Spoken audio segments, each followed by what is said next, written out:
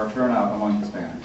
So to begin with, we'll start with our first panelist, Mr. Richard Nadler. He's been gracious enough to come all the way out here from Kansas, is that correct? That's correct. To be with us today. Richard is the president of America's Majority.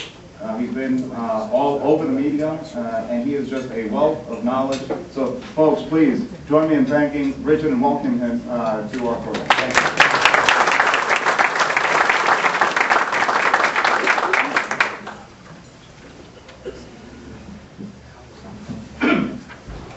No sooner had the dust settled from the Republican disaster of 2008 than the Center for Immigration Studies rushed out a paper purporting to prove that Latino voters were irrelevant to the outcome. Professor James Gimble wrote, quote, "Latino voters just aren't that different from other voters. Their support for Republicans rises or falls with support for GOP candidates among the broader electorate." Well, let's take a look at that hypothesis. The national trend to which Gimble alludes was a shift of roughly 5 points. Obama's 53% as opposed to Kerry's 48%, McCain's 46% compared to Bush's 51%. But among Hispanics, GOP losses were far more severe.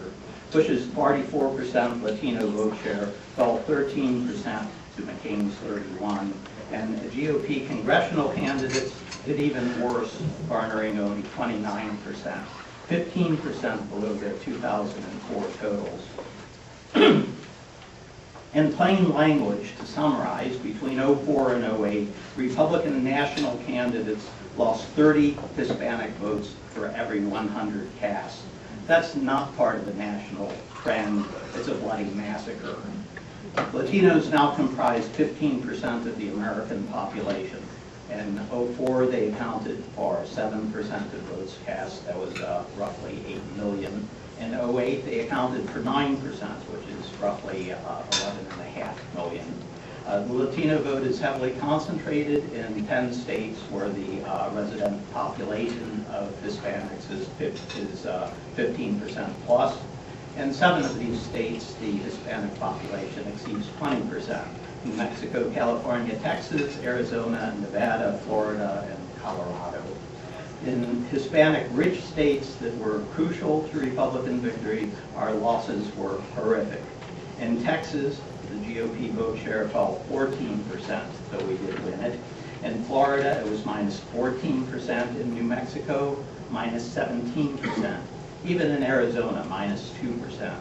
The only swing state in which GOP Hispanic performance improved was Colorado, where Republican vote share rose from 30% to 38%. The reason for the Colorado anomaly is simple. 3 conservative non-party groups placed 10,000 ad spots on Spanish language media in the final 6 weeks of the campaign. With these, they regained the high ground on comprehensive immigration reform, school choice, taxes, and job creation. The groups were America's PAC, PLR PAC, and America's Majority. Compared to 2004, overall Hispanic turnout increased 38%. Even so, it's well below the percentage of voter-qualified Hispanics in the population. Over 30 million Latinos are citizens. If potential Latino voters become actual voters, they'll cast roughly 4 million more votes in presidential elections. Will the potential be actualized? Well, let's take a little look here. Registration efforts are driven by cost effectiveness among the political parties.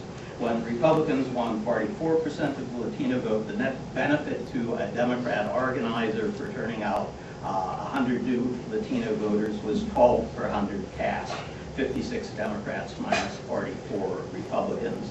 At the current ratio of roughly 70 Hispanic votes to 30 for Republicans, their advantage is now 40 votes for every 100 cast. In other words, by losing a 15% vote share, we Republicans have just tripled the cost effectiveness of Democratic operatives in the Latino community. Thank you, Tom Tancredo. Thank you, Mitt Romney. Thank you, Pat Buchanan. Professor Gimble writes, there is little evidence that immigration policy was an influential factor in Latino's choice. Well, actually there is, and I present a lot of it in the National Review Forum that I hope most of you have picked up.